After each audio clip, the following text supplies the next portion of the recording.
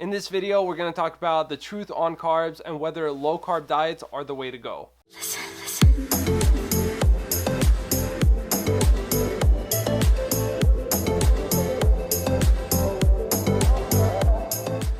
Hey everyone, my name is Tino. I have a master's in nutrition and I post weekly videos on plant-based nutrition, fitness, and vegan lifestyle tips. So if you're new here, definitely subscribe. So a very popular topic in nutrition is low-carb dieting. Many people claim that we should be limiting or avoiding carbs in order to be as healthy and slim as possible. But are these claims true? I talked with Dr. Milton Mills, a medical doctor at the United Medical Center in Washington, D.C., and who was also featured in the popular film What the Health, and here's what he had to say. I want to get your thoughts on carbohydrates. There seems to be this notion that it's the cause to the diabetes and obesity epidemic. What are your thoughts on that? One of the most pernicious trends in sort of modern nutrition is this low-carb foolishness.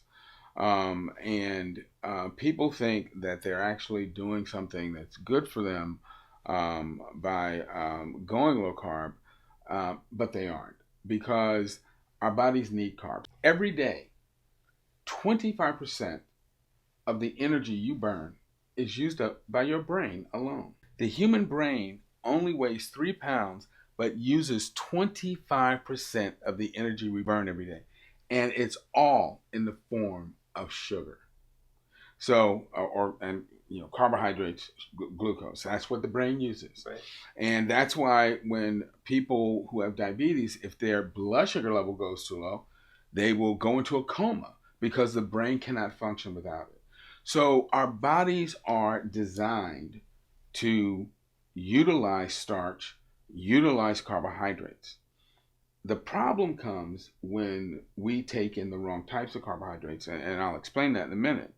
But the fact is that human beings are so adapted to a starch-based diet that we actually have 6 times more starch-digesting enzymes than any other primate. The problem with carbs is the fact that in most Western countries, people are eating processed carbs. And right. By processed carbs, what I mean is they're eating refined sugar and they're eating grains that have had their fiber removed. So instead of eating whole grain rice, like brown rice or wild rice, we take the fiber out and we eat white rice. Instead of eating whole wheat, we turn it into white flour. And the problem is that once you take the fiber out of a plant food, the starch can be broken down and absorbed so quickly, it's like eating pure sugar. And what that will do is it'll cause a spike in insulin levels. And it's true that if your insulin levels are constantly elevated, it prevents your body from burning fat. And so what ends up happening is that can promote weight gain. But it's even a little worse because when you actually look at what most Westerners are eating, they're eating refined carbohydrates that are loaded with grease. So the brain is craving carbohydrates because that's what it needs to run itself on. And it tells us, hey, go eat, go stoke up on some carbohydrate. But what do? We go out and we eat, something like a donut, which is white flour and grease, and sugar level spikes, insulin goes up, sugar level goes down, and then suddenly we find ourselves hungry again. And instead of eating the high starch foods that our brain really and our body really want, we're eating proportionately more grease, which ends up going straight into our fat cells. So again, that promotes weight gain. And so what some, again, very poorly informed individuals have suggested is that, if you eliminate the carbs, it'll help you burn weight. And that's true to an extent, because it kind of puts the body on a starvation economy, and you have to burn protein, which is, again, very stressful from a metabolic standpoint. And studies have shown over time that low-carb diets are associated with higher risk for chronic disease, poorer performance on tests of mental function, which makes sense because you're not giving the brain what it needs. And it also is associated with a greater risk of all-cause mortality. When patients ask me about these low-carb diets, I'm like, okay, yeah, maybe you'll lose some weight, but what's the point of leaving a thin corpse? It's much better to eat whole plant foods. And that's why this term has come into use, whole food plant-based diet. Because what it's telling you is that you can eat donuts, potato chips, Coca-Cola, and be plant-based. Right. But it's a horrible and unhealthy way to be plant-based. You need to be eating whole plant foods because those plant foods have fiber in them. And it turns out that the absorption, that when carbohydrates are surrounded by fiber, they're in a sense protected. And that actually modulates the absorption of the carbohydrate, prevents your blood sugar levels from spiking too high, but it also prevents them from falling rapidly. And so it keeps your blood sugar level in a more stable range. You don't get hungry as often. Your brain is happy, your body is happy, and the fiber does all sorts of wonderful things when it gets to the colon and gets broken down by the bacteria in the colon.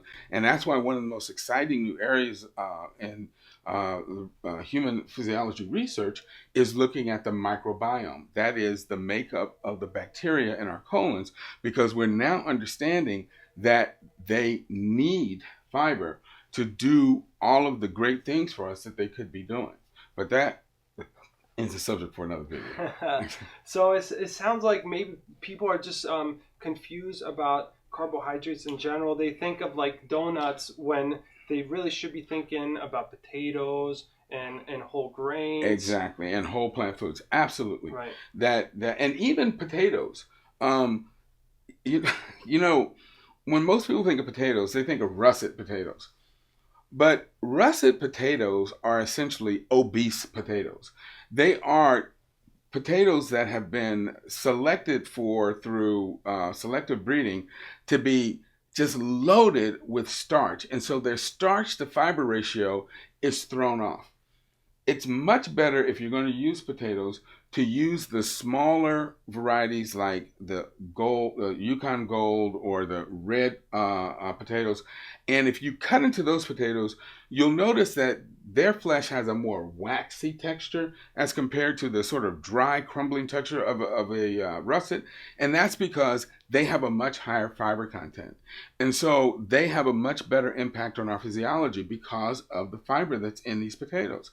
And the same is true of like sweet potatoes and yams, yucca, and so forth. Those other root vegetables have a lot of fiber in them.